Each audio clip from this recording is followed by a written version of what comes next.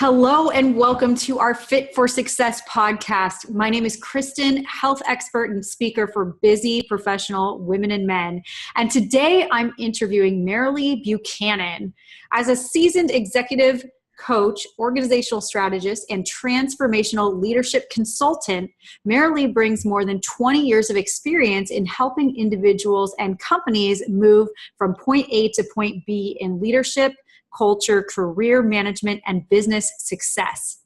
Skilled in strengths-based talent and leadership development, Merrilee has worked at all levels of organizations, from senior executive teams to new manager development.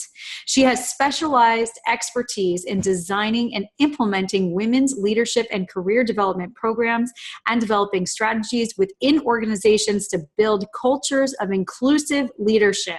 She has extensive international experience working with rising women leaders from diverse cultures, ethnicities, and backgrounds, and enhancing collective intelligence in organizations for collaborative business success.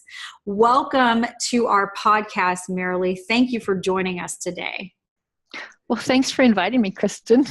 That's quite an introduction. I know. Well, you're an impressive person. We got to get through it. So, Merrilee, can you please tell our audience a little bit about the work that you're currently doing to help executive leaders? Yes. Thank you, Kristen. So, the focus of my work is about helping women in particular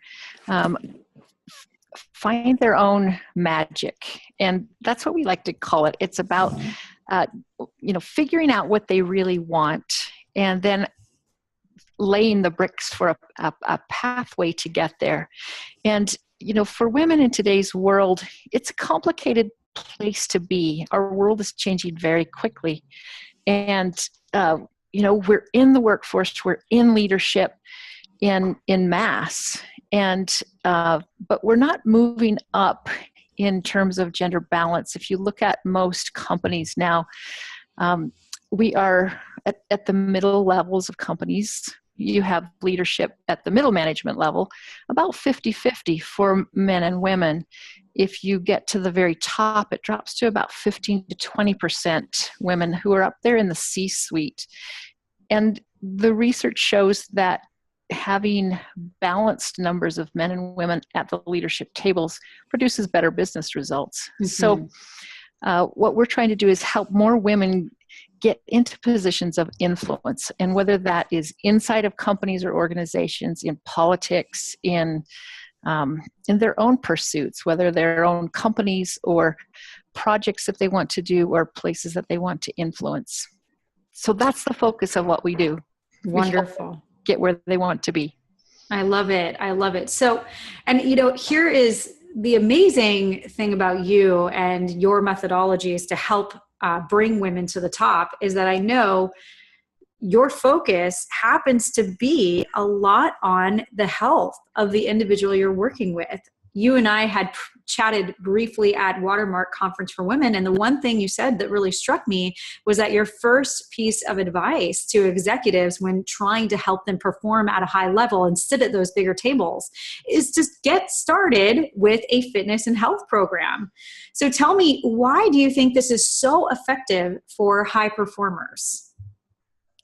One of the things that we find with people who are high performers, particularly women, is that they're really, really good at multitasking. Men tend to be a little bit better at, focusing on a goal.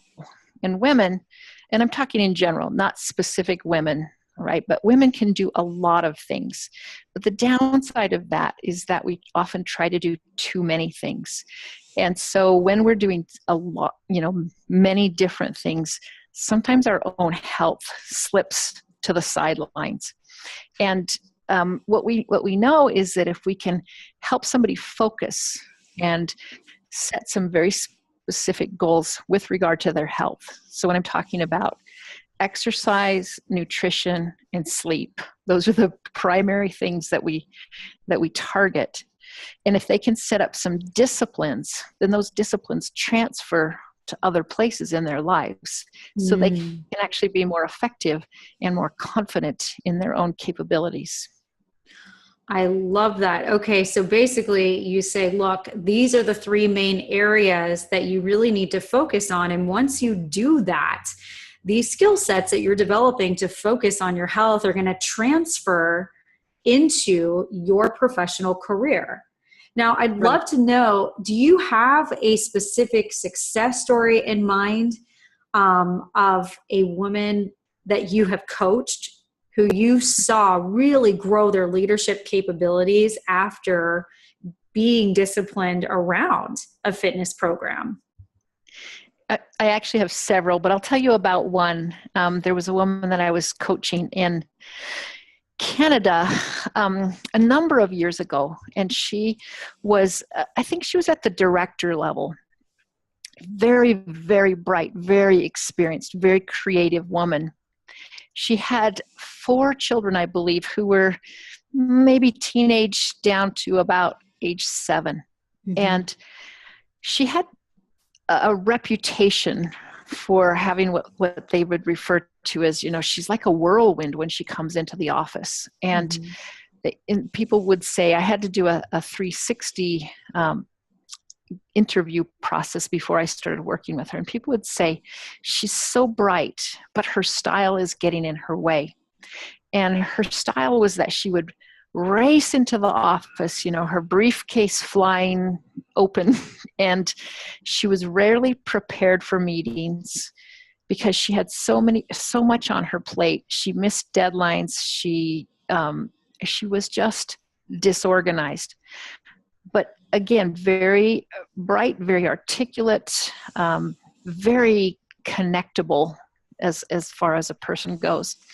So one of our first goals was to work with her on getting what we called buttoned down. And so she decided to set a goal to run a 10K. And so she started running and exercising, and we were working over a period of about 6 months, and she started training. And I don't know what kind of I can't remember what kind of a program exactly, but it was, very specific training for a 10K. And in that time, I would work with her about every 3 or 4 weeks. And I just started to notice change. And people started to comment, and they would say, she's on time way more often than she used to be. She's prepared for meetings. When it came time for her to actually run the 10K, she ran it. She was so proud of herself. She wasn't going for the time. She was going for the fitness and the discipline and the achievement part of it. But it was really quite an impact to see that. And it was one of the early I want to say kind of a testimony to that methodology. So from there, I said, this is one of the things we will implement especially with that style. When people are trying to do too many things, we help them focus in one area.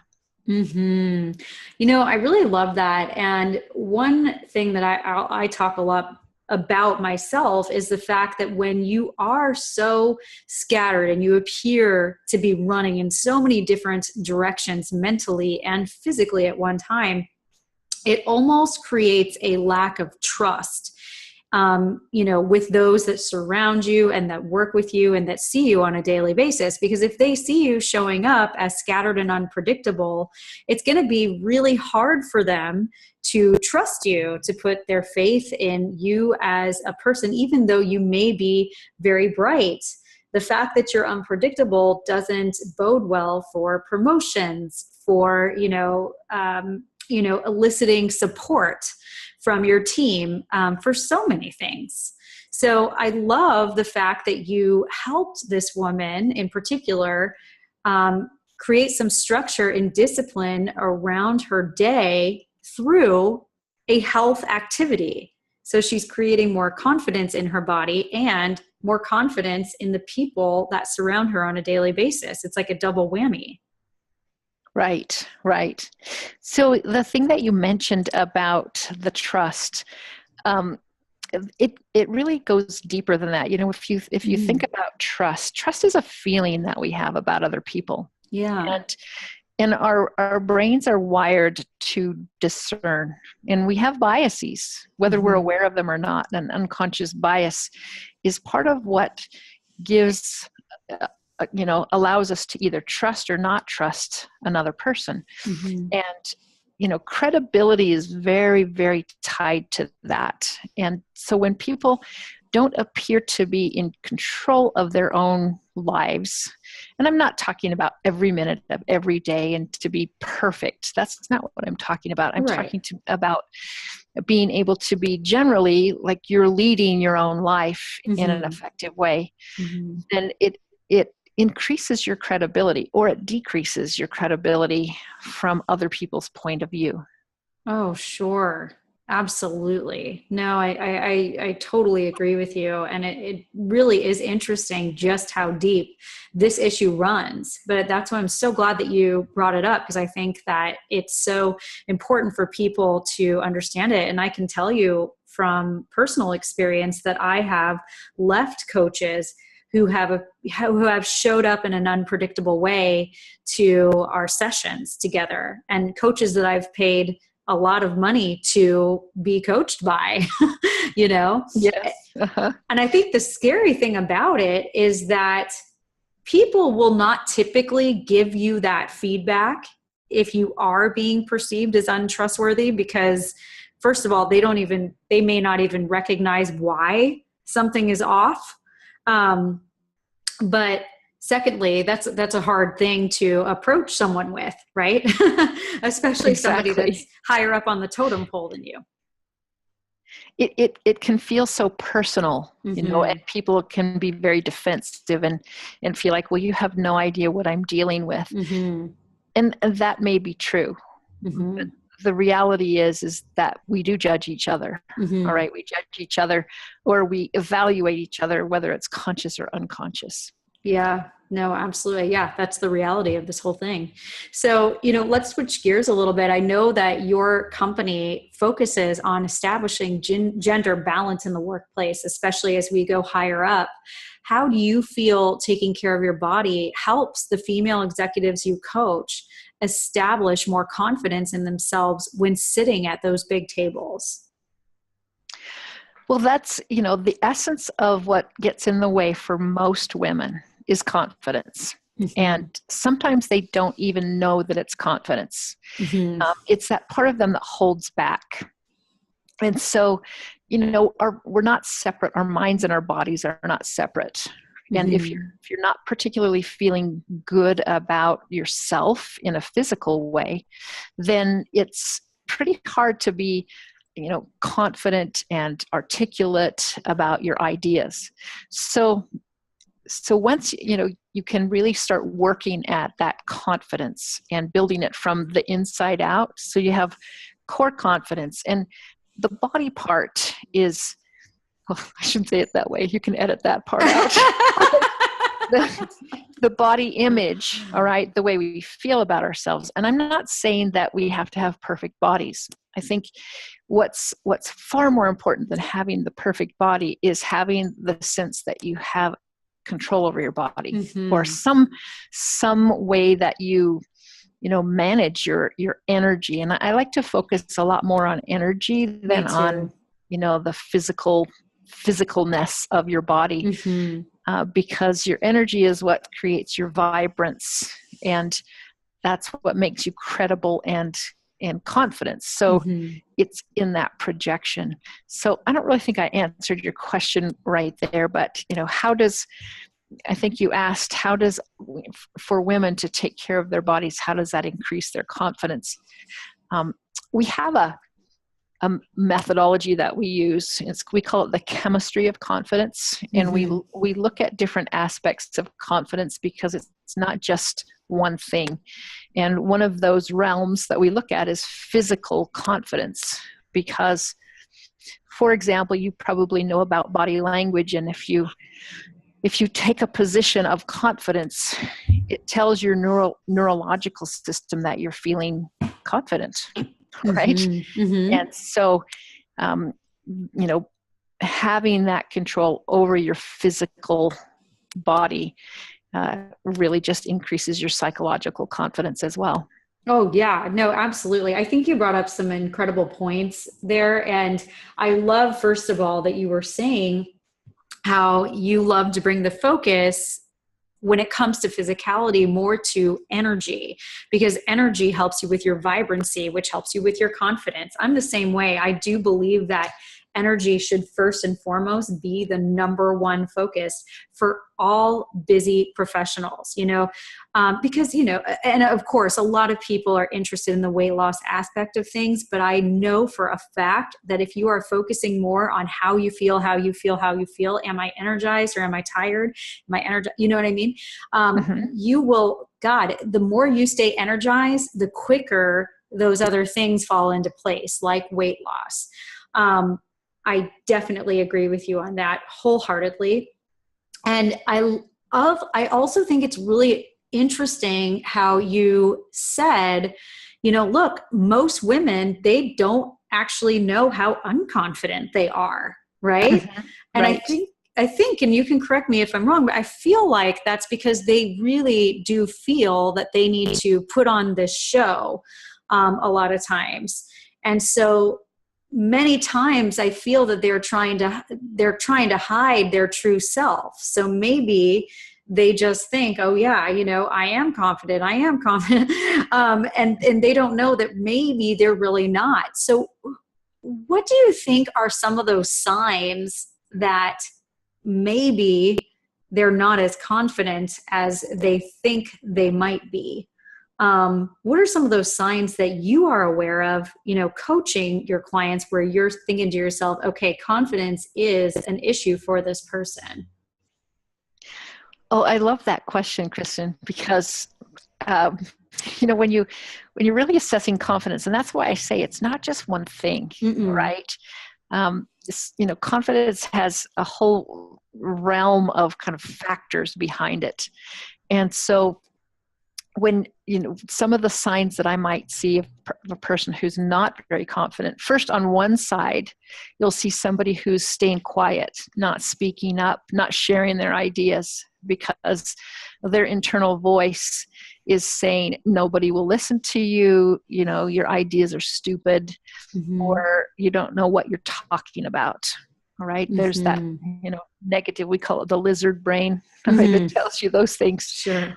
On the other end of the spectrum, you find people who are very stuck in their position. And so they might have a strong need to be right. And that is also, it looks like confidence, but it's not, right? Because real confidence is usually comfort with being able to be imperfect and vulnerable and wrong.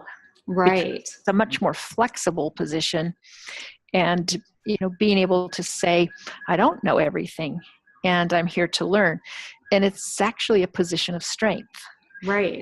But there's a balance because sometimes people try to be in that and they can, feel extremely weak if they're not confident at their core. Right. Oh, that makes so much sense. Yeah, no, it does. So it's basically the extremes. Yes. Yeah. So it's exuding overconfidence or underconfidence. But real confidence is being right in the middle. Right. I love that. And the extreme, like I need to be right about things is often, people will call it confidence, but it's more arrogance. Yes. There's a few people that come to mind.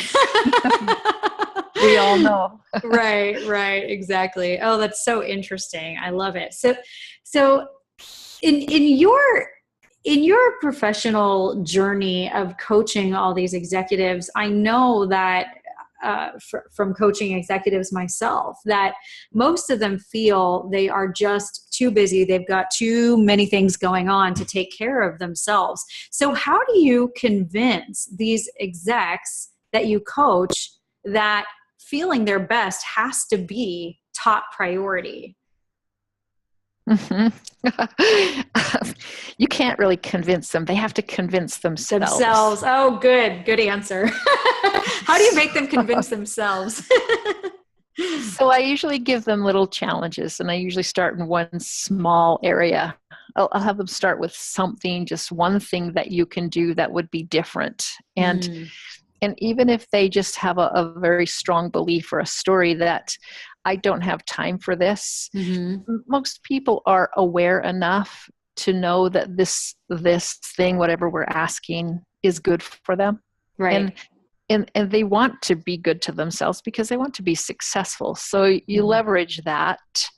But also we start with something very small, like, if we have somebody that has not ever begun exercising, it would be, let's just take a walk around the block, right? And trying to find a different angle for what benefit that might be, right?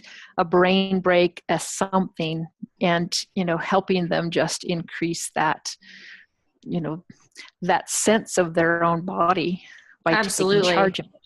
Or working with okay, for the next week, I want you to get at least 7 hours of sleep at night, right? And so we usually start with something very small and just one thing at a time.